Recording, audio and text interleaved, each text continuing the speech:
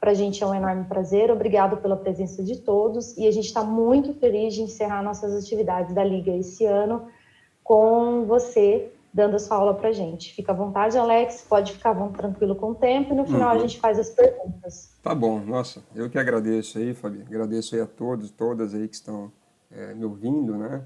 Algumas pessoas aí talvez já tenham assistido uma ou outra fala e talvez em alguns aspectos vai ter alguma sobreposição, mas eu estou vendo aí que tem 40 pessoas, é bacana, praticamente uma sala presencial cheia, né? E é bacana ver o quanto que a gente pode atingir as pessoas aí por meio desses momentos de divulgação. Eu sei que todos estão exaustos, tá, pessoal? A Fabi disse que eu posso ir até as 10 da noite. Eu vou com bastante calma. Então, eu espero não falar mais do que uma hora, tá, pessoal? Mas eu tenho a mania de ser bem lento, tá, na minha argumentação, para também não ficar uma coisa sem sentido, tá bom? Então, enfim, mais uma vez eu agradeço a todos que estão aí acompanhando e o convite especial aí da Fabi. Esse tema, vocês veem que eu coloquei essa palavra quase em diminutivo justamente para provocar um estímulo aí visual, né, da gente passar batido por essa palavra e ler a inevitável obesidade e diabetes no século XXI, porque de fato é um cenário que a gente vem vivendo e especialmente agora no contexto da quarentena, ficou muito mais patente o quanto a gente está vulnerável ao ganho de peso ponderal e, por outro lado, o quanto que esse ganho de peso, esse ganho de massa, ele acaba sendo, né, infelizmente, aí também um fator de risco para comorbidades e, no exemplo do Covid agora, ficou bastante patente isso. Acho importante, como a gente está lidando aqui com conteúdo gravado, deixar bem claro que não há nenhum conflito de interesse da minha parte, né, de nenhum conteúdo aqui que eu vá comentar com vocês. E esses conteúdos eles são abordados basicamente num formato de reflexões, que são embasados em literatura, obviamente, e alguns pontos de vista aí desse período que eu venho caminhando na temática. De fato, a gente fica sempre naquela situação de não se aprofundar ao ponto de muitos não entenderem e nem ser tão superficial que fique tão fácil aí para todos também, né? Então vamos ver se a medida aí vai ser razoável.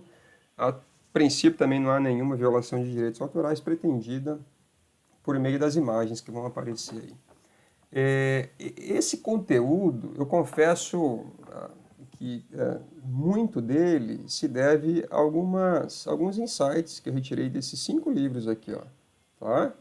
Felizmente eu consegui finalizar esses 5 livros. Vale muito a pena. A gente que está aí na área da ciência, às vezes deixa de lado livros e aposta tudo em papers originais, em revisões que têm sim uma relevância muito grande, mas os livros são bacanas que eles imprimem um ponto de vista autoral, né? Então é muito interessante as defesas que esses autores aqui fazem dos pontos de vista deles e confesso que me agradou bastante aí, em boa medida.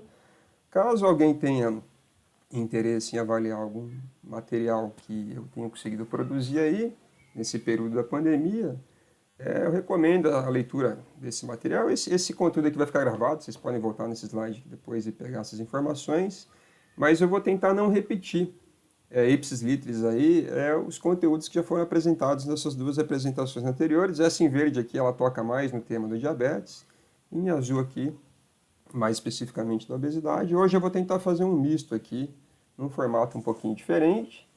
Eu gosto, né, de estimular todos vocês a se perguntar por que vocês estão fazendo uma apresentação. A princípio, a gente tem que ter um porquê, né, daquilo que a gente está motivado a falar. Eu entendo o seguinte, ó, a gente está tratando de uma consequência implacável aí das nossas escolhas, entre aspas, porque, na verdade, muitas delas ocorrem de forma pouco consciente. Nós estamos num ambiente aí obesogênico e diabetogênico que sequer a gente faz ideia de onde estamos inseridos. Portanto, né, eu quero tentar deixar claro aqui que muitas pessoas, elas infelizmente não têm nenhuma noção do ambiente que nós estamos cercados e o que isso nos leva, né? Dependendo da intensidade e da duração da maneira como a gente interage com esse ambiente. O objetivo, pessoal, pode ser que para muitos aí, né, a maioria são jovens, mas é bacana dizer isso aqui para quem já passou dos 40, 50, 60, e acha que às vezes não há tempo aí mais para retomar hábitos saudáveis. Sempre é tempo, tá? Então eu tenho batido nessa tecla aqui, ó, que a gente enxergue que nunca é tarde para introduzirmos hábitos saudáveis e que possamos evoluir gradativamente na prevenção, no tratamento e até na remissão mesmo, viu, pessoal? De algumas doenças que figuram aí entre as maiores causas de mortalidade atualmente. E dessa vez eu quero abrir com esse slide aqui, ó. Desculpa. Pensem com carinho aí, ó, nessas duas imagens à esquerda e as duas imagens à direita. À esquerda a gente tem um cão selvagem, é muito comum a gente ver, né, documentários com esse animal, naqueles canais que trabalham ali conteúdos voltados à vida selvagem. E embaixo aqui do lado esquerdo também a gente tem o gato do mato, se eu não me engano. É isso mesmo, está escrito aqui, gato do mato. Eu ia chamar de jaguatirica, mas são semelhantes. O que vocês notam em relação, né, a esses animais no ambiente selvagem, natural, em detrimento dos animais à direita aqui? Basicamente, se vocês conversarem com, né, os profissionais da área da veterinária, não é incomum eles estarem atendendo animais domesticados, né, cães e gatos. A gente pode colocar isso para qualquer outro animal, até para aves, para peixes, tartarugas, lagartos. Mas se vocês pensarem aqui nos cães e nos gatos, essa imagem ela já traduz uma realidade que está presente na veterinária, né, na clínica veterinária. Então, os animais também estão tendo cânceres, eles estão tendo infarto, eles estão tendo diabetes, obesidade, hipertensão, catarata, cegueira, amputação de membros, pessoal. Não é nenhum exagero dizer isso. Então, se a gente parar para pensar, a nossa conversa ela já terminaria aqui. Acho que vocês entenderam o que está acontecendo com o cenário atual. O cenário que a gente está expondo a esses animais domesticados é o mesmo cenário que nós estamos expostos de uma forma muito mais leve, hein? Muito mais branda. Vocês vão ver que a gente se expõe a fatores muito mais amplos e complexos do que os animais.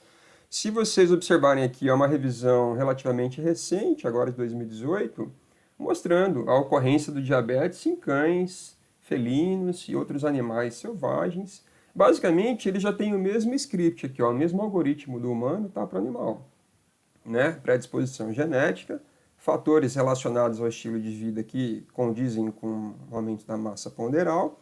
Quando a gente fala em aumento da massa, a gente está falando de tecido adiposo. Isso vem com uma figura de resistência à insulina, algumas anormalidades que poderão estar em magnitudes diferentes, podendo levar, né, ao diabetes. Tá?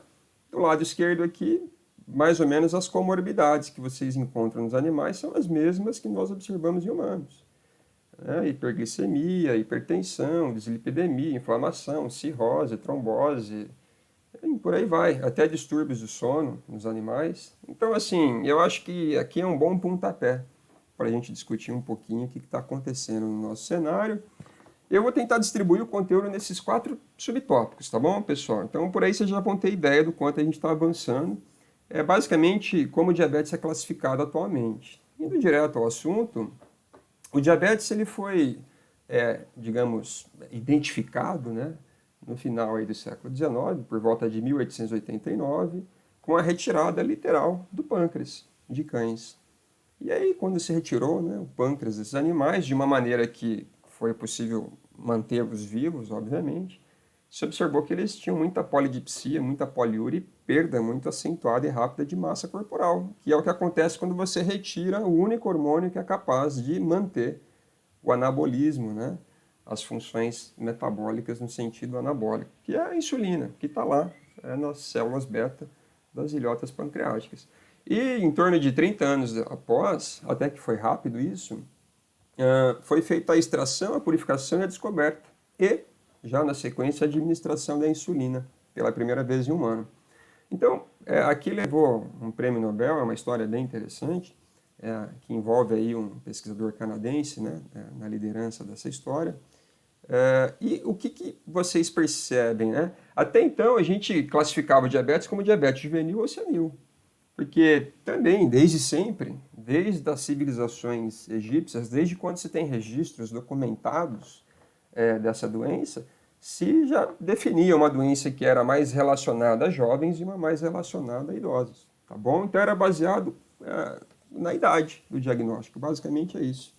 E o diabetes, então, ele era apontado até então dessa maneira.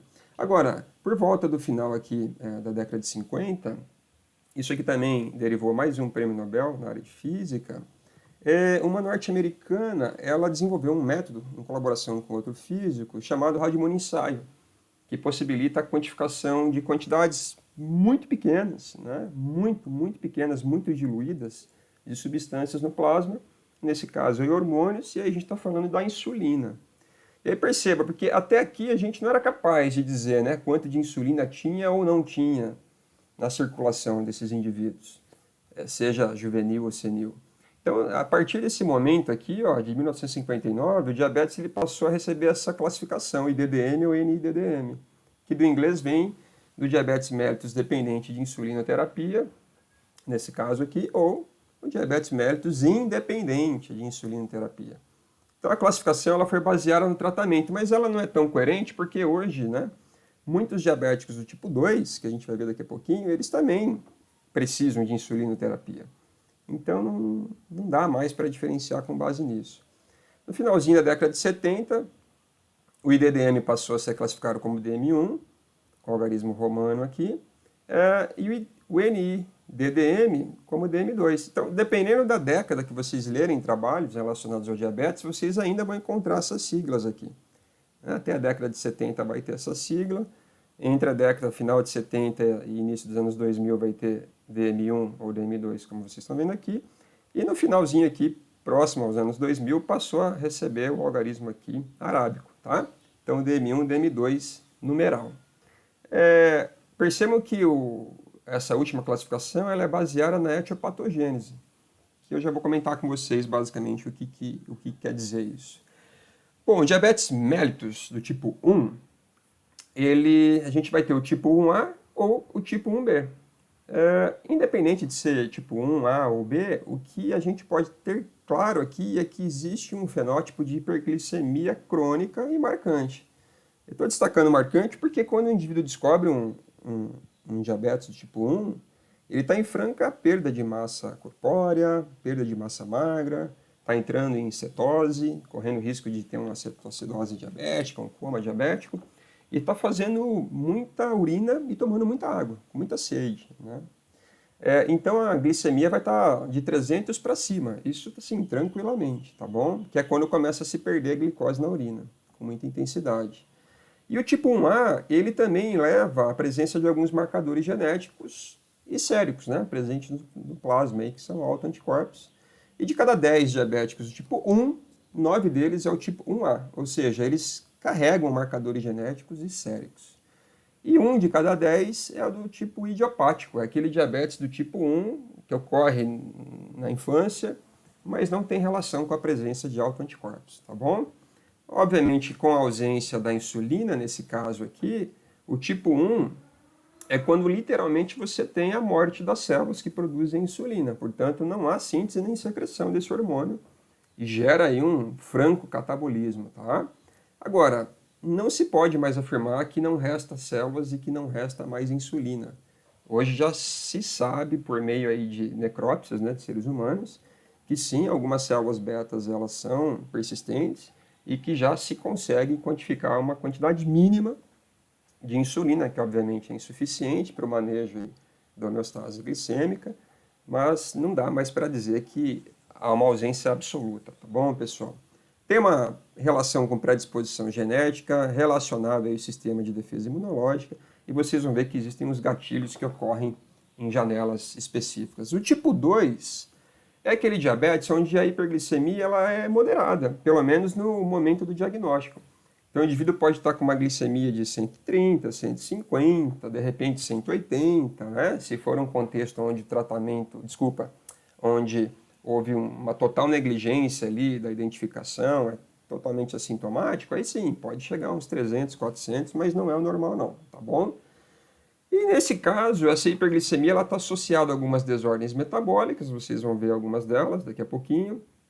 E o problema aqui maior é, assim, a ação do hormônio ela é menos evidente e a secreção ela está lá, a insulina ela está lá, as células beta elas estão lá, mas a secreção ela não está no nível adequado para a demanda metabólica, graças a uma situação chamada resistência à insulina, que é quando o hormônio ele tem perda de eficácia, perda de ação, o organismo responde menos ao hormônio insulina, tá bom? Também tem uma predisposição genética como fator de fundo aí importante, especialmente relacionados aí à função das ilhotas pancreáticas que agregam ali as células beta.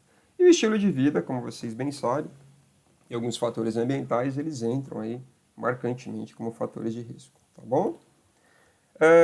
Bom, muito bem. O diabetes em termos de distribuição em porcentagem, isso aqui é bem recente, tá? É o mapa mais recente da Federação Internacional de Diabetes. Vamos direto ao assunto. No mundo, em torno de 8% da população tem diabetes. Dentro aí de 20, 25 anos seremos quase 10%. E na América Latina, o Brasil é o país com a maior prevalência de diabetes. E se a gente somar toda a América Latina e Central, a gente tem hoje em torno de 8,5% da população com diabetes, seja do tipo 1 ou tipo 2, tá? Qual que é a evolução dessa doença nos próximos anos? Vamos olhar aqui 2019, Brasil ele é top 5, né? Então ele está aqui em quinto no ranking de valor absoluto, tá bom, pessoal? O anterior era percentual, aqui a gente está vendo em milhões. O Brasil tem em torno de 17 milhões de diabéticos e terá em torno de 26 milhões em 2045, equivalente a um aumento aí de 54%, tá? Se vocês olharem os Estados Unidos, ele hoje ocupa a terceira posição em número absoluto e vai ocupar a quarta posição, ele vem enfrentando melhor o diabetes. E a China, ela lidera, obviamente, em função aí do tamanho da população chinesa, né? Mas a Índia vem com um aumento aqui bem preocupante. Alguns fatos, só para vocês terem ideia, a prevalência entre homem e mulher não é assim significativa em termos de diferença, acomete igualmente homens e mulheres. O diabetes ele é obviamente muito mais presente na população urbana, mas já vem crescendo também na população rural. Em torno de uma pessoa morre a cada 6 segundos por algum fator aí, alguma comorbidade relacionada ao diabetes. É uma das doenças que acomete aí o maior volume de despesas relacionadas à saúde no planeta. Em torno de 3 a cada 4 pessoas com diabetes se situam hoje em países que estão em desenvolvimento ou países em condições mais privilegiadas economicamente, tá? E essa aqui é uma notícia que talvez assuste, né? Metade das pessoas, esses valores que a gente ouve aí, metade das pessoas com diabetes não sabem que tem, tá, pessoal? Porque é uma doença assintomática, né? Até que você tenha aí as comorbidades bem colocadas. Bom, o diabetes, ele em termos de porcentagem da população brasileira, hoje está na faixa de 10%. Então veja que está acima daquela faixa da América Latina e América Central, que é na faixa de 8%, né? Em 2045 seremos em torno de 13% da população com diabetes. Isso é muito preocupante, porque o diabetes ele pode antecipar a vida útil das pessoas, né? Ele pode antecipar também a estimativa de vida. Então, é uma doença que traz muitas comorbidades. Então, enfim, é importante que se evite, né, a progressão dessa doença aí. O diabetes, pessoal, em termos de critérios de diagnóstico, eles são parecidos quando a gente avalia um resultado que é a glicemia, ou seja, a quantidade de glicose na circulação, né, no sangue. Mas olhando especificamente para o tipo 1, o que vocês vão observar é que existe, olhando aqui nessa figura em verde, né, a gente tem a quantidade de células beta, que são as células que sintetizam e secretam insulina, e ao longo do tempo, essas células beta, a gente chama de população de células beta, ela vai diminuindo. Por quê? Porque existe um ataque.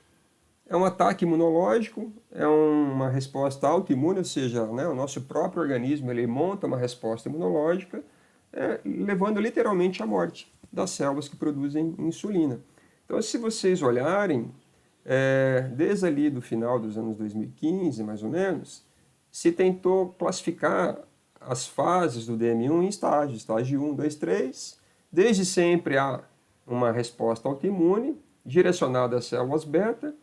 Para isso já existem alguns marcadores genéticos que é possível avaliar por PCR e existem a presença de alguns autoanticorpos. Então todo clínico, quando se suspeita de DM1 em crianças, ele vai pedir análise da insulina na circulação, do peptídeo C, vai eventualmente solicitar algum marcador genético, mas é dispensável. Você pode ir direto aqui e solicitar a presença de autoanticorpos. Quanto maior o número de autoanticorpos, normalmente são 5, maior é o risco dessa criança vir a desenvolver o DM1. Agora, o fato de você ter a predisposição genética e ter autoanticorpos ainda não implica em ter o desfecho, como eu posso dizer, desenvolvido. Tá? É possível seguir com autoanticorpos sem desenvolver o DM1, mas quanto maior o número de autoanticorpos, é provável que a chance de vir a desenvolver um DM1 seja razoável, tá bom?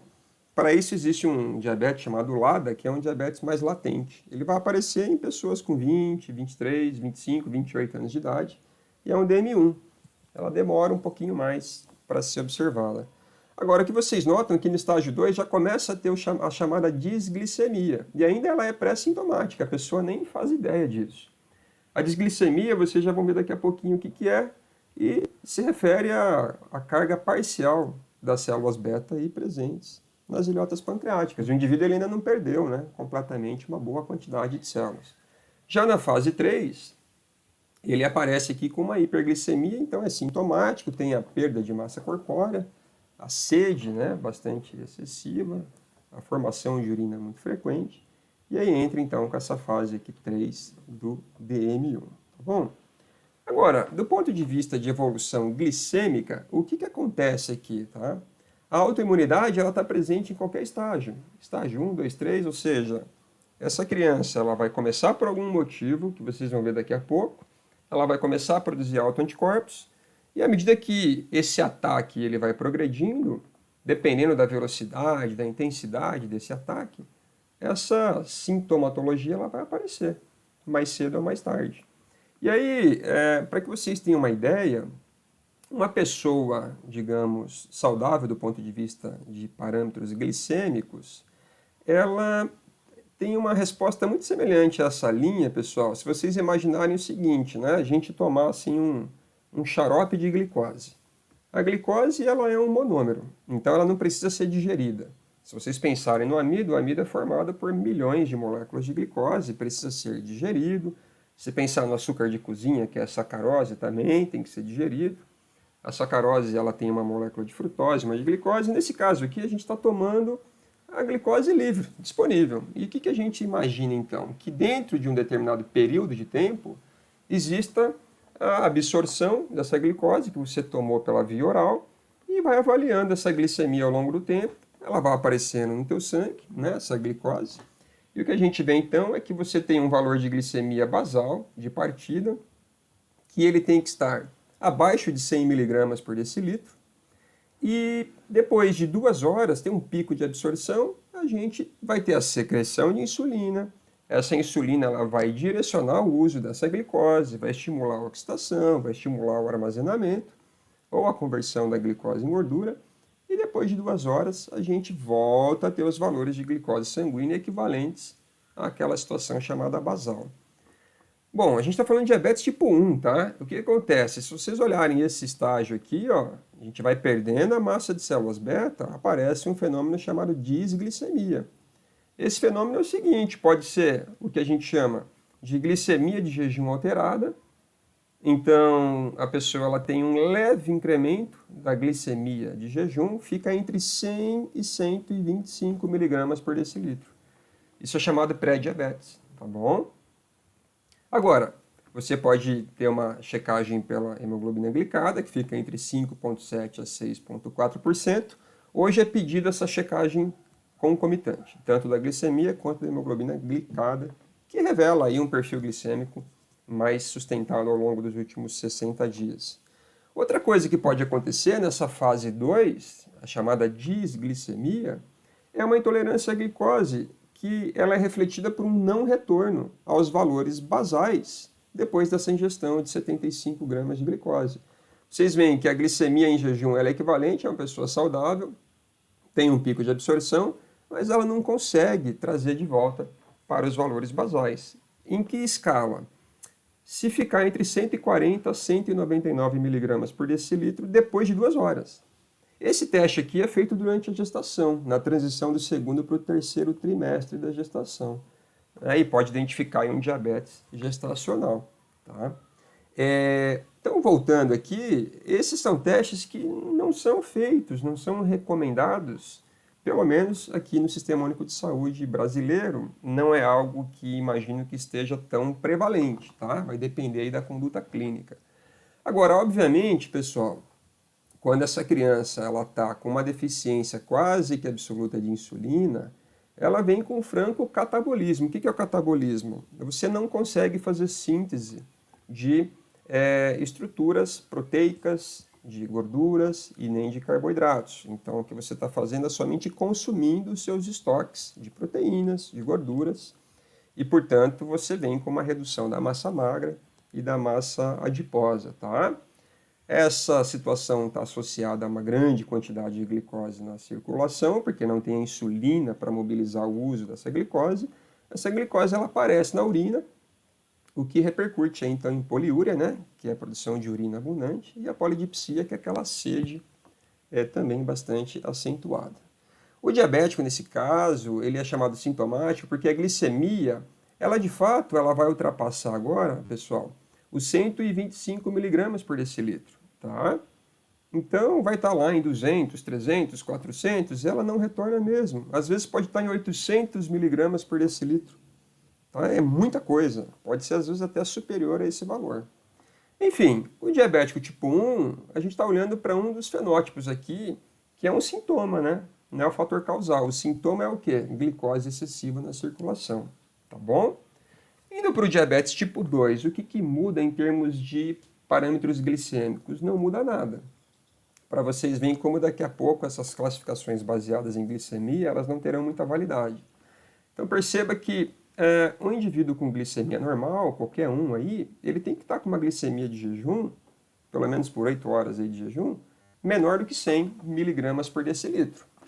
E se ingerir lá 75 gramas de um xarope de glicose, depois de 2 horas, olha aqui, ó, a linha preta, tem que retornar.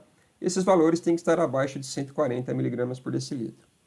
Um indivíduo com pré-diabetes, a pessoa lá com seus 30, 40, 50, 60 anos de idade, que não tem a presença de nenhum autoanticorpo, não tem nenhum histórico familiar de DM1, ele tem lá um sobrepeso ou uma obesidade, já pode estar entrando num contexto de pré-diabetes, tá bom? Que é o quê? A glicemia de jejum entre 100 a 125, mesmo que depois de um teste de tolerância ele tenha a retomada da glicemia igual um indivíduo saudável, ou não, a glicemia de jejum dele pode estar levemente alterada, mas depois de 2 horas ele fica com um patamar de glicemia entre 140 e 200. Ó. Esse é o pré-diabético, antes não se denominava pré-diabetes. Tá? Até 2010 o ponto de corte aqui era 110. Hoje já não aceita mais, tá? 100 já acende uma luz amarela ali do tipo, ó, começa a se cuidar, porque está numa etapa totalmente reversível, tá bom, pessoal? E hemoglobina glicada entre 5,7 e 6,4. Já o diabético, propriamente dito, é aquele que vai ter a glicemia de jejum acima de 126 ou acima de 200 em qualquer momento. Tá? Depois de 2 horas, em qualquer situação. Pode comer uma caixa de bombom, deu acima de 200, ou está em jejum, deu acima de 200. Isso é considerado a glicemia para DM. Agora, DM1 ou DM2 vai depender das variáveis ou dos parâmetros associados. Esse teste de tolerância à glicose, ele é indicado durante a gestação e ele é indicado para quem tem o pré-diabetes, né? Quando já está com aquela glicemia ali chamada alterada, ou mesmo que tenha uma glicemia controlada, mas tenha outros fatores de risco, como, por exemplo, alguma doença cardiovascular, que faça medicação para manutenção da lipidemia, ou tenha uma apneia obstrutiva do sono, tenha excesso de peso e já tenha ultrapassado os 45 anos de idade, tá bom? A hemoglobina glicada para o diabético é superior ou igual a 6,5%. Tudo bem, pessoal? Eu estou dando uma corridinha aqui para a gente não se estender muito, tá? Bom, como que estamos em termos de pré-diabetes, em termos de prevalência, né, dessa situação no Brasil? Ela também já acomete em torno aí de 10% da população adulta, tá bom, pessoal? Aqui entre 21 a 75 anos de idade, e veremos aqui que até 2045 seremos 10% de pré-diabéticos, mais os 13% de diabéticos, seremos 25% de indivíduos aí que já estarão, né, encaminhados para o diabetes. Então é muita coisa, pessoal, é muita coisa, tá, da população ativa e trabalhadora. Então é muito preocupante. O diabetes, em termos de fatores de risco, talvez para alguns seja muito claro, para outros nada, mas olha só que interessante. Esse aqui é um trabalho que ele foi publicado em 2013 e ele tenta trazer alguns pontos que estão destacados em azul, que basicamente vai repercutir sobre a microbiota. Para quem não sabe, a microbiota é uma população imensa de micro-organismos, predominantemente bactérias, que vivem no nosso intestino, né? Começa, na verdade, na nossa boca, tem alguma coisa no estômago, tem alguma coisa no intestino delgado, mas no intestino grosso a gente tem muita bactéria, mas é muita, são trilhões, tá? E o que acontece? Hoje se sabe que, com base naquilo que nós somos expostos, seja por fatores, substâncias ambientais ou pela nossa dieta, a gente influencia a quantidade, a diversidade de espécies bacterianas nessa, digamos, microbiota. E aí você vai ter uma flora com uma conotação saudável e você pode ter uma população menos saudável. Isso já modula hoje inúmeras situações, inclusive doenças neurodegenerativas, desfechos cardiometabólicos, então não é somente relacionado ao metabolismo. E tem uma coisa interessante que é o seguinte, se você tem a chamada disbiose, que é a proposta aqui desse autor, e eu já vou dizer aonde chega esse gatilho, ele vai dizer que esse intestino ele fica mais permeável. E um intestino mais permeável, considerem que o intestino ele não deveria ter alta permeabilidade, porque ele faz a nossa barreira com tudo aquilo que nós nos expomos por meio da ingesta, né? Tudo aquilo que a gente ingere está isolada do nosso meio interno por um epitélio chamado epitélio intestinal. Esse epitélio ele é seletivo para absorção de água, para absorção de eletrólitos e de nutrientes. Mas, dependendo do cenário, você pode ter um epitélio mais permeável e começar a estar sujeito a alguns antígenos, que nada mais são do que proteínas, sequências de aminoácidos que poderão armar alguma resposta imunológica, dependendo da maturidade, do desenvolvimento, da tolerância imunológica que esse organismo possui, você se defende muito bem. Agora, a gente está falando de uma doença autoimune. O DM1 é quando a resposta imunológica ela tem um ato falho. E aí ela vai tentar se defender a um determinado antígeno e pode haver uma infeliz coincidência com antígenos expressos nas células beta. Então, onde é que os gatilhos eles vêm? É muito importante a gente usar o seguinte raciocínio. O DM1 é aquele, então, paciente que ele tem uma predisposição genética. Mas ter a predisposição genética não o classifica, não rotula aquela pessoa como alguém que terá o DM1 na vida. Contudo, ter a predisposição genética é uma grande vulnerabilidade, né, uma grande predisposição para que, se for exposto a determinados gatilhos, venha a ter um grande risco de começar a produzir autoanticorpos. E serão autoanticorpos que atacarão as células beta. E pessoal, o que se tem de novidade hoje? São algumas influências intrauterinas. Então, durante a gestação, né, aquele feto ele já pode estar sendo exposto a alguns antígenos. Podem ser vírus, podem ser componentes oriundos de nutrientes, de alguns determinados alimentos, pode ser alguma infecção ou até substâncias químicas. Antes se imaginava que esses gatilhos eles vinham num período mais tardio. Hoje não, né? Já tem estudos mostrando que você pode ter o DM1 neonatal, o DM1 até os 6 meses de idade, e todos eles estão associados à presença de autoanticorpos. E os autoanticorpos eles estão lá porque, a princípio, o nosso sistema imunológico ele está respondendo de maneira falha a alguma apresentação de antígeno, tá bom? O que tem de novidade, então, é que nessa janela supersensível que é intrauterina e pós-natal recente, as crianças elas têm que ser expostas a alguma carga microbiana, viral, ou alimentar ou química. E vocês podem ver que existem alguns candidatos aqui.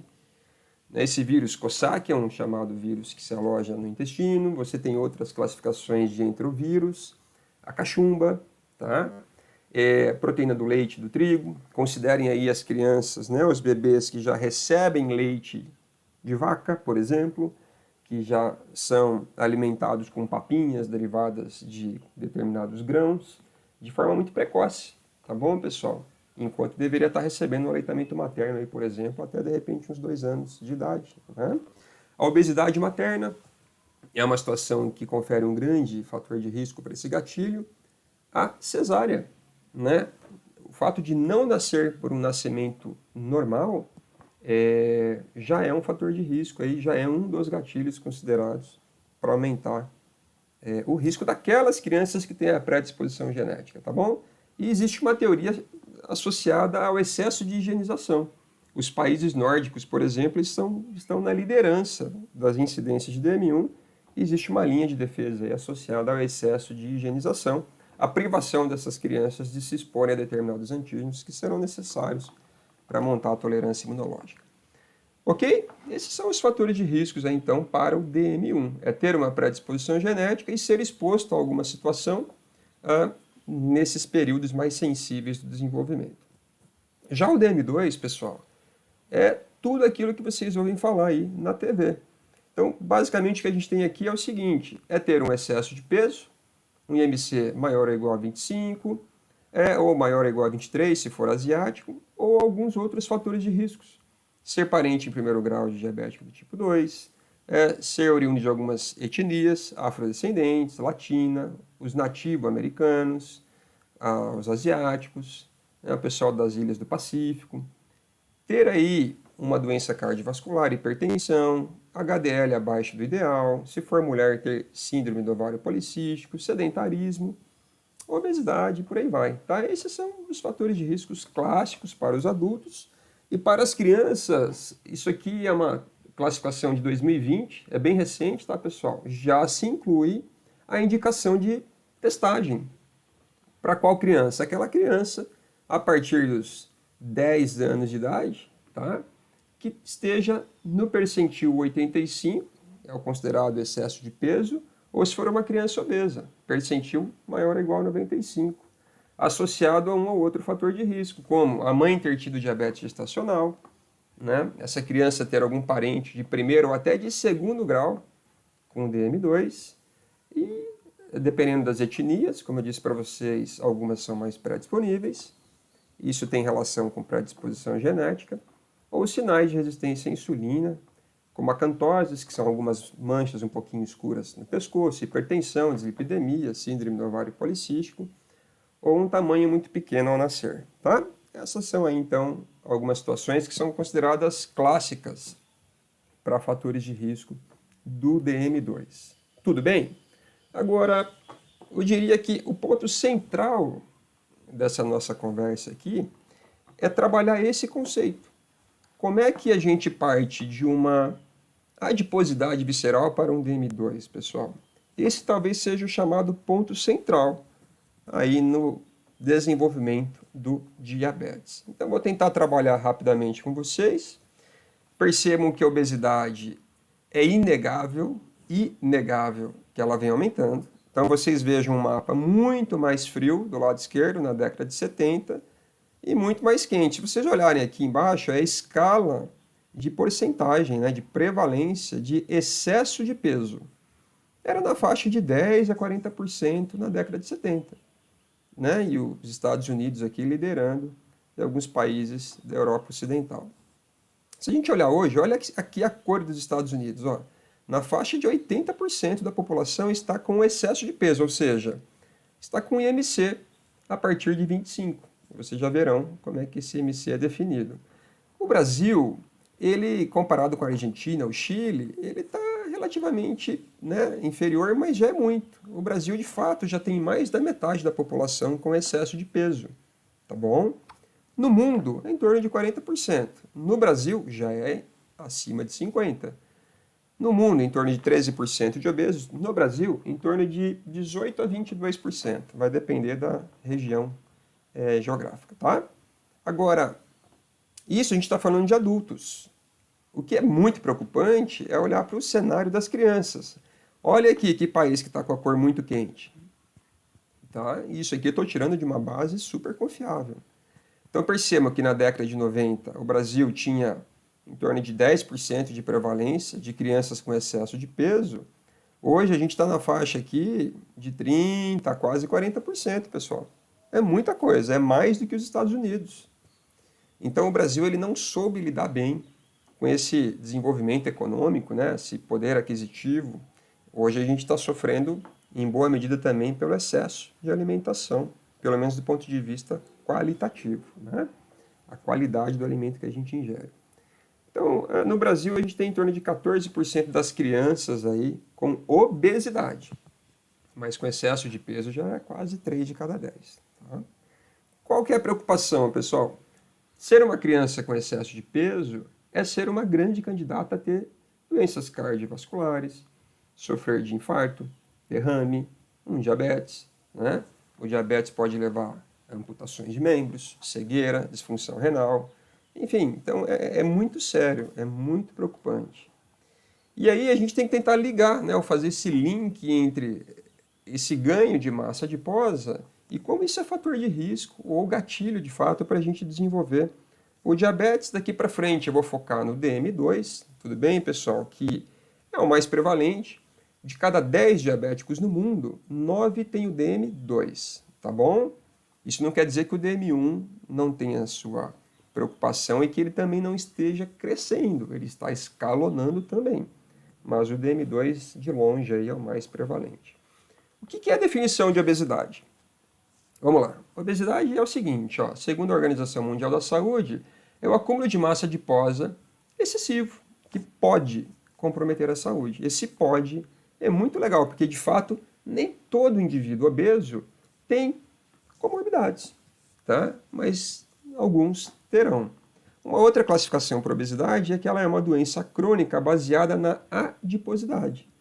Então, olha que interessante, crônico é aquele conceito que é mais de 3 meses e baseado em um tecido, um órgão aí, que no caso é o tecido adiposo, tá bom? Como é que é definido o critério de obesidade?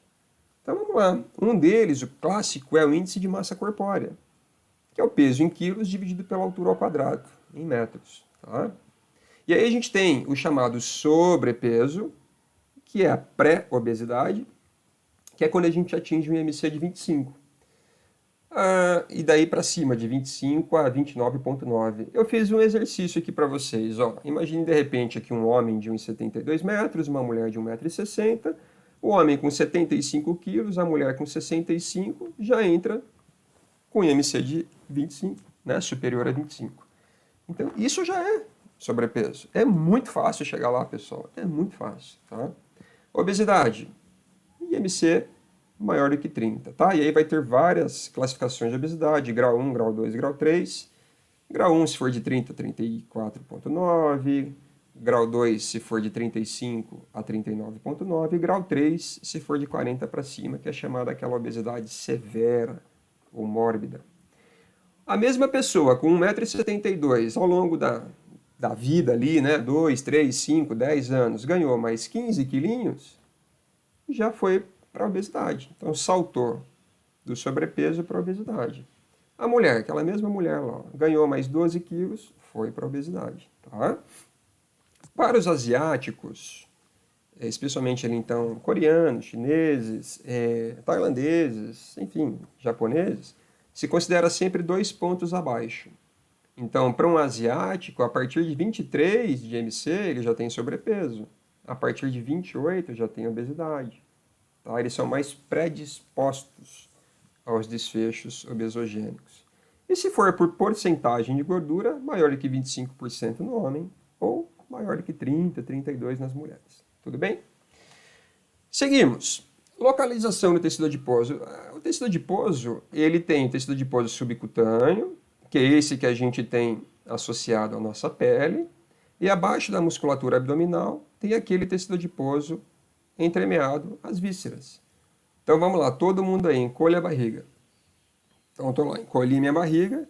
Quando a gente encolhe a barriga e murcha a barriga, o que a gente está fazendo é o quê? É comprimir os órgãos viscerais e com ele também a nossa adiposidade visceral.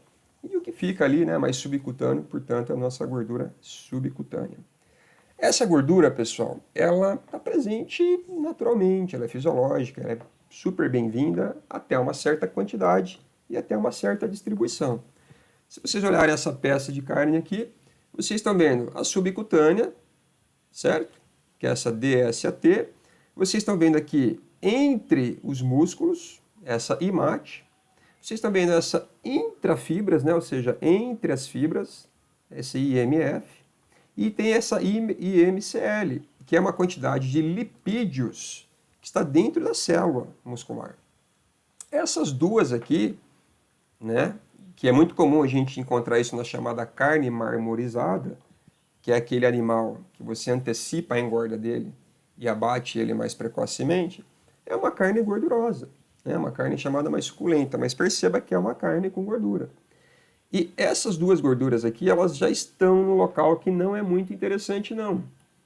Hoje, por coincidência, acabei de puxar um trabalho que foi publicado hoje, mostrando que a localização subcelular dessa gordura aqui, ela varia entre atleta, entre uma pessoa magra, uma pessoa com obesidade e um obeso com diabetes.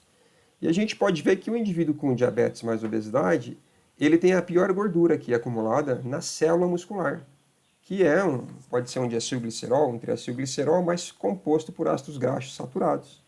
E essa, então, é uma das piores configurações de lipídios, porque esses ácidos graxos saturados, eles podem comprometer a ação da insulina nesse tecido que é vital para a gente fazer o consumo da glicose. Tá joia? Então, por aí já vão fechando aí a historinha. Bom, só que a questão, ela vem sendo bastante redesenhada e a gente não precisa ter diagnóstico de obesidade para estarmos sujeitos aos riscos cardiometabólicos, tá? Portanto, a gente só precisa ter sobrepeso. E vocês vão ver que é muito fácil também entrar nessa classificação. Então aí, ó, as mulheres, as meninas, né, com uma circunferência abdominal maior do que 80 centímetros, já é classificada como uma circunferência abdominal que denomina a presença de gordura no abdômen, né? Portanto, é aquela adiposidade visceral, aquela que não é muito interessante do ponto de vista metabólico. Se para as mulheres esse valor ele ultrapassar 88 centímetros, aí já entra de fato os riscos cardiometabólicos, tá? Para os homens é um pouquinho maior, 90 centímetros já classifica aí como uma presença de gordura num local que não é muito interessante, e acima de 102 riscos cardiometabólicos. E, bom, já existem inúmeros trabalhos, pessoal, tentando trazer esse contexto clínico olhando mais para o local da gordura do que para a quantidade, ou seja, a gordura abdominal, ela de fato ela é mais deletéria do que a gordura subcutânea. Infelizmente, a gente não vai ter tempo para discutir isso aqui, mas é importante que vocês saibam disso, tá bom? E essa gordura visceral, ela está muito associada à presença de gordura no fígado. Então, quanto maior a circunferência abdominal, maior é a presença de gordura no fígado, que é chamado, então, aquele fígado gorduroso, ou né, uma esteatose hepática relacionada ao metabolismo. Não é mais chamada hoje de esteatose hepática não alcoólica, tá, pessoal? Retirou esse termo não alcoólico, hoje se diz esteatose hepática relacionada ao metabolismo, tá bom? Bom, ter gordura no fígado não é bom, porque o fígado não é um lugar para fazer armazenamento de gordura. Então, rapidamente aqui, estamos falando da Liga de Fisiologia. Vocês lembrem comigo o seguinte: num contexto em que a gente se alimenta, a gente faz a digestão dos nossos macronutrientes, proteínas chegando aos aminoácidos, gordura aos ácidos graxos, carboidratos à glicose, e todos esses substratos eles são absorvidos e serão direcionados para o uso e para a estocagem, para a síntese, né? Proteogênese, lipogênese, glicogênese. E quem direciona essa síntese, esse uso, nesse momento alimentar é a insulina. Tá tudo certo, não tem nada de errado. Só que é o seguinte, a gente vai começar a olhar um pouco para a qualidade. Se a gente olhar a secreção de insulina, o pico da insulina é maior quando a gente tem um predomínio de refeição glicídica. Ela é intermediária quando a gente se alimenta exclusivamente de proteínas, tá? Se juntar carboidrato e proteínas, esse pico ele é tão alto quanto o do carboidrato sozinho. E se a gente se alimentar exclusivamente de gorduras, praticamente a secreção é inexistente, tá? Aqui é uma informação muito importante, muito relevante. A glicose, ela não é essencial. A princípio, a gente não precisa da glicose na dieta, tá? Do ponto de vista fisiológico, porque a gente produz glicose. A gente produz glicose a partir de outros substratos, como o glicerol, como aminoácidos, tá? Agora, os aminoácidos e os ácidos graxos, eles são essenciais, a gente de fato precisa ingeri-los, tá bom? O que acontece? A gente se afasta da refeição, a gente naturalmente, então, vai começar a fazer uso dos nossos estoques energéticos para manter as funções vitais, orgânicas, para manter a oxidação, para manter as atividades celulares. E uma coisa que naturalmente aqueles animais que vocês viram lá no primeiro slide fazem com muita propriedade, os animais selvagens, eles fazem jejuns muito longos, né? São jejuns intermitentes porque nem sempre eles têm um sucesso na caça, tá certo? Então, alguns animais podem ficar ali dias sem refeição, mas de qualquer forma, o fato de comer com frequência não implica em obesidade. Se vocês pensarem numa girafa, ela está comendo o dia todo, né? E a girafa ela não é obesa do ponto de vista biológico. Então o que acontece é que nesse período entre as refeições, a gente deve fazer uso dos nossos estoques. Começando pelo glicogênio, que está no fígado, no músculo. E a gente deveria consumir mais, pessoal, a energia acumulada na forma de triacilglicerol, que é a gordura que está estocada no tecido adiposo. Então a gente devolve aquilo que a gente estocou, a gente vai lá e utiliza. Isso é o que acontece normalmente num cenário normal. Agora, encurtando a nossa história, se a gente aumenta a frequência e a quantidade ingerida, a gente está colocando muito substrato, eles estão estimulando a secreção de insulina, e a insulina, o que ela vai fazer? Ela vai direcionar esses produtos da digestão das gorduras e dos carboidratos para a síntese de gordura. Tá? A glicose em excesso e a frutose também, ela é convertida em triacilglicerol. Esse triacilglicerol é empacotado numa lipoproteína, que é a VLDL. Essa VLDL ela deixa o fígado, na corrente sanguínea ela vai ser desmontada e o seu conteúdo vai ser incorporado numa célula que está ali para fazer isso, que é o adipócito. Só que tem um detalhe, o adipócito ele pode se expandir de forma quase ininterrupta. Então o adipócito ele pode aumentar em até 10 vezes o seu tamanho. E aí o que acontece? Ele pode também se proliferar. Então você tanto aumenta a quantidade de adipócitos quanto aumenta o tamanho. Então é muito fácil você acumular energia na forma de gordura, tá? Uma vez que a gente acumula essa gordura, a gente está falando então em um organismo que já é maduro, né? Ou em desenvolvimento, você está falando de um tecido que vai corresponder aí a excesso de peso. E aí, uma vez que a gente, então, já sabe que o excesso de tecido adiposo, ele pode conferir alguns fatores de riscos aí, né, para outras comorbidades cardiovasculares, para os tumores, que tem muito a ver com excesso de insulina na circulação, e desordens de ordem pulmonar, hepática, sanguínea, cerebral, tá? E já se sabe, então, que para cada 5 pontos elevados no IMC, a gente aumenta em 30% o risco de mortalidade. Tá? Olha só, pessoal, a gente indo de um IMC de 22 para 40, a gente só tem 50% de chances de chegar até os 70 anos de idade. Tá? Mantendo o IMC dentro da faixa de eutrofia, a gente tem 80% de chance de chegar até os 70 anos. Então, essas são as estimativas epidemiológicas, tá bom? Agora, olha só que interessante, isso daqui é um sistema que eu soube dele esses dias por um colega aí que eu vou agradecer no final. Esse aqui é o chamado Sistema de Estágio da Obesidade de Edmonton, desenvolvido por um grupo da Universidade de Alberta, lá no Canadá. E olha que interessante, pessoal, é que toma alguns minutinhos, mas vale a pena. A obesidade, do ponto de vista clássico, você tem lá, como eu disse para vocês, classe 1, classe 2, classe 3. A classe 1 é quando você atinge um IMC de 30 a 35, classe 2 de 35 a 40 e classe 3 acima de 40. Segundo esse sistema aqui, o fato de você ter obesidade não necessariamente o coloca em risco de desfechos cardiometabólicos. Então, olha aqui nesse exemplo, ó, estágio 0. A pessoa, do ponto de vista de classificação pelo IMC, ela é classe 1, porque ela tem um IMC de 32. Então, ela está aqui, ó, ela é obesa. Só que ela está no estágio 0, porque ela não tem nenhuma alteração funcional, nenhuma desordem mental e não requer nenhuma medicação para controle de nada, mesmo sendo obesa do ponto de vista de IMC. Tá? Se pegar aqui, ó, estágio 1, é alguém da classe 3, olha só, a classe 3 é aquela obesidade mórbida. Mas é um cenário, aparentemente, onde a pessoa ela tem somente dores. Ela está no borderline, ou seja, ela está próximo de ter uma hipertensão. Ela tem dores nas costas leves ou moderadas, tem dores no joelho, nas articulações, mas não requer nenhuma medicação para intervenção. Nesses casos, basta isso aqui, ó, cuidados primários, recomendação de recondução do estilo de vida. Então, é muito interessante, isso aqui está em fase de consolidação. É tirar aquele estereótipo de que a obesidade, de qualquer forma, ela tem relação com distúrbios cardiometabólicos. Nem todos os obesos terão.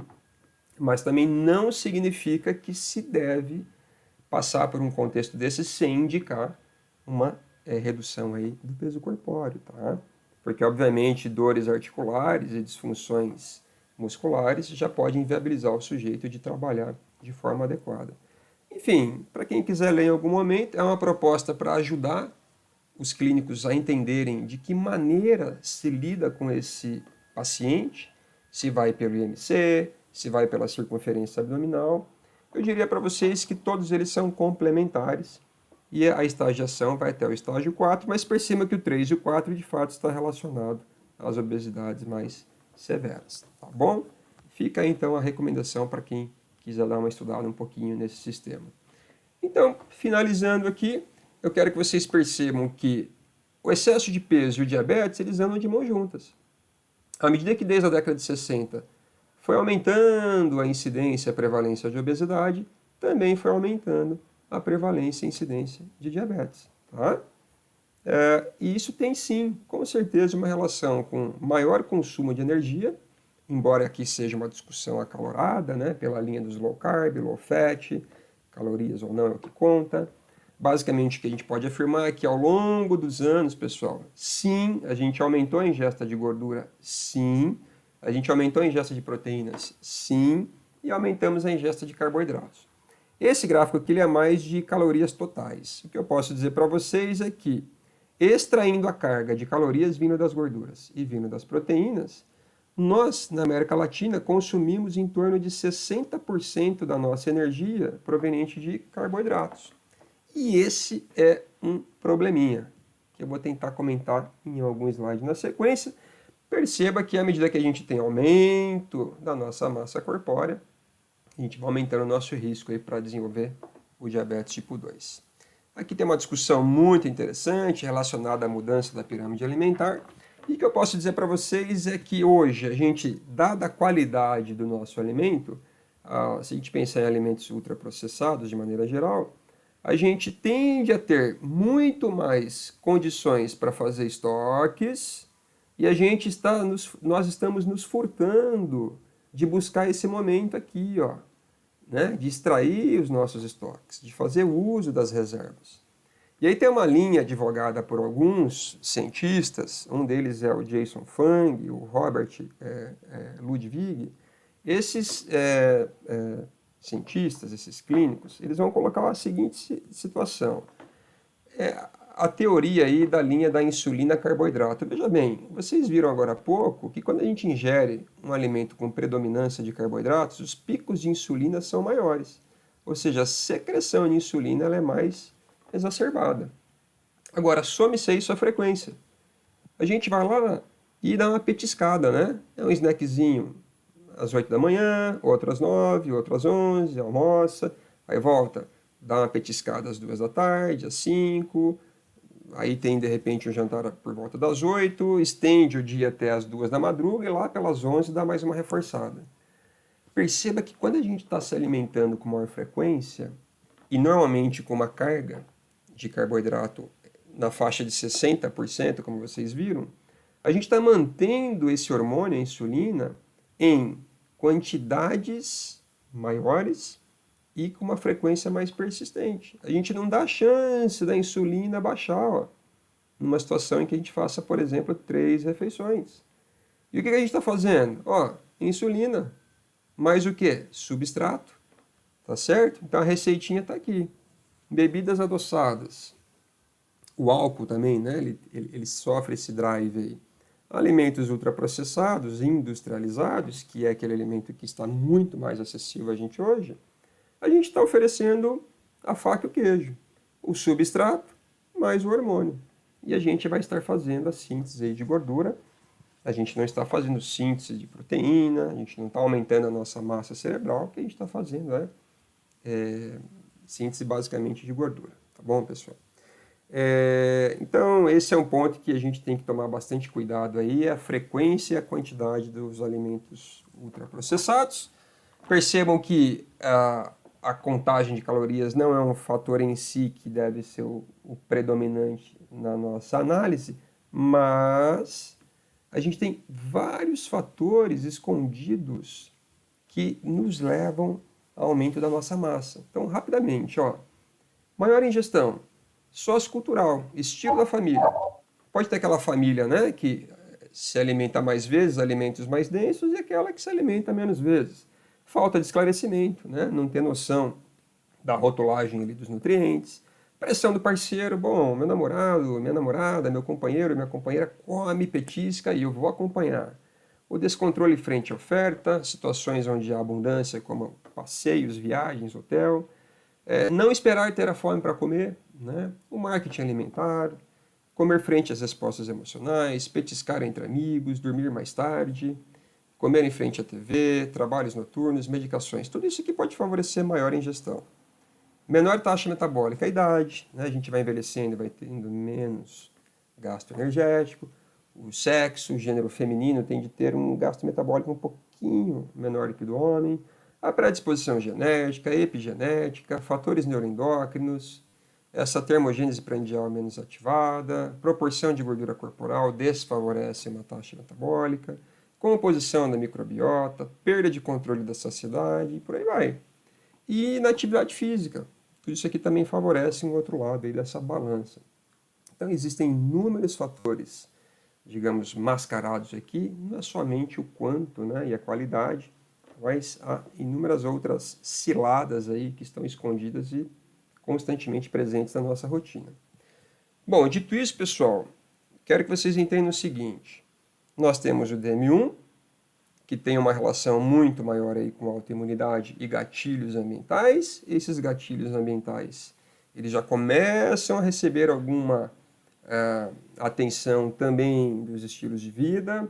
A gente já começa a ter uma mistura entre o que é fator de risco para 1 e para 2, eles começam a se mesclar. Indo para o DM2, eu deixei bem claro para vocês que é um DM mais associado à idade avançada, hoje a partir dos 35, 40 anos de idade, e que tem uma relação muito grande com o estilo de vida, onde basicamente o aumento da adiposidade visceral é um dos maiores fatores de riscos para o desenvolvimento do diabetes tipo 2. Agora, a notícia que talvez seja um pouco chocante foi para mim recentemente. Eu sei que tem alguém me ouvindo aí que fez uma aula comigo onde eu dizia que o diabetes ele era irreversível, ele era progressivo e irreversível. Hoje não dá para dizer mais isso, pessoal, felizmente. Existem inúmeros estudos de um grupo liderado por um cientista britânico chamado Roy Taylor. Sugiro que quem tiver interesse leia sobre os trabalhos do Roy Taylor. É um grande candidato aí a levar um prêmio Nobel futuramente. Esse Roy Taylor ele tem conseguido mostrar que se você tiver uma perda sustentada de 15 quilos de peso, você consegue reverter quase 40% do diabetes tipo 2. Se essas pessoas de fato manterem, né, essa perda de peso sustentada. Então, de fato, perder peso é um fator preponderante para que se consiga ter algum grau de remissão do diabetes tipo 2. Tá? Eu não disse para vocês, mas o diabetes tipo 2, o que é associado a esse excesso de gordura, pessoal, visceral, é a presença da gordura no fígado e a presença da gordura no pâncreas. E quando essa gordura no pâncreas ela está presente, o pâncreas tem o chamado burnout. Ele também se exaure, né? Ele tem a sua capacidade de trabalho afetada. E aí é que entra o diabetes. E o grupo do Roy Taylor tem mostrado que dá para reverter essa esteatose pancreática. Dá para também trazer de volta o pâncreas para a sua configuração pré-obesidade. Então é muito interessante a gente prestar atenção nisso, porque não é uma sentença o diabetes. Tá? E quanto antes a gente trabalhar esse conceito, melhor. E se puder evitar aí, no caso, a adiposidade visceral, melhor ainda. Para a gente fechar, o que eu posso dizer para vocês é que há um cenário muito otimista pela frente, mas que depende somente de quem? De cada um de nós. Tá? A primeira informação que eu sugiro é que cada um estude um pouco mais sobre saúde, que leia mais sobre o que vem acontecendo sobre a saúde do cérebro, saúde do coração, invista um pouquinho em literatura relacionada à saúde, literatura de segurança, né? Confiável, que a gente conheça os nossos números. Esse é um ponto que vem com muito preconceito, especialmente aí da classe masculina, né? É bem claro que o homem ele morre mais cedo, ele morre mais porque às vezes ele tem resistência em fazer os check-ups regulares. Eu acredito que isso vem sendo melhorado com o tempo. É importante sim a gente ter exames de rotina, procurar conhecer os nossos números, pressão arterial, glicose sanguínea, colesterol, triacilglicerol, trabalhar a questão do sono, né? Procurar dormir bem, isso é muito importante. Comer comida, pessoal. Hoje a gente tem um guia alimentar brasileiro que é uma das maiores referências de guia alimentar do planeta. Para a gente não ficar naquela questão de contagem de calorias, de quantidade de gordura saturada, de açúcares refinados, é só trabalhar com os alimentos mais próximos possível do in natura. Voltar a comer o que a gente comia ali na década de 70, 60, né? O arroz, o feijão em quantidade adequada, vegetais, frutas, fugir das bebidas adoçadas, diminuir os fast foods, diminuir a carne vermelha, né? Aqueles que vão para a linha vegetariana, vegana, é uma opção. Enfim, e ficar um pouquinho longe dos ultraprocessados. O guia alimentar ele vai trabalhar com 4 classificações, que é o in natura, o minimamente processado, o processado e o ultraprocessado. E a gente já sabe, né, que o ultraprocessado é aquele mais acessível em todos os aspectos. E comer apenas o suficiente. Né? Quando tiver fome, trabalhar bem os jejuns. Não estou falando para ninguém fazer jejum aqui de 20, 30, 40 horas. Isso com orientação clínica, né, para quem precisar. Mas qualquer um aqui pode fazer o seu jejum de 12 horas, 14 horas, diariamente, sem nenhum problema, para a gente manter os níveis de insulina, se possível, sem aqueles grandes picos e sem aquela manutenção regular. Se engajar em atividade física, né, até dispensa dizer o quão é importante. Essa é uma linha que para a sociedade contemporânea tem valido a pena investir, pessoal que parte para yoga, para meditação, às vezes usando um aplicativo no celular, a contemplação da natureza, qualquer situação que coloque o teu nível de estresse mais dentro do ideal é muito bem-vindo. Eu nem vou trabalhar com vocês o conceito do quanto que o estresse também é predisposição para ganho de massa adiposa e para diabetes, tá, pessoal? Mas devido ao tempo aqui eu não vou trabalhar isso. Tentar ter um propósito de vida, um engajamento pessoal, é muito importante ter uma visão otimista da vida. Isso te coloca dentro de todos os outros slides que precederam esse, né? Que te dê motivação para buscar essa nova reorientação.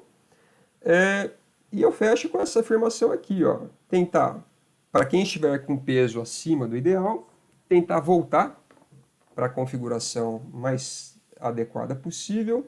Existem, como eu disse, inúmeros trabalhos mostrando que se você consegue reduzir sua massa corpórea, você certamente melhora o seu perfil cardiometabólico e pode ter remissão do diabetes sem nenhuma dúvida.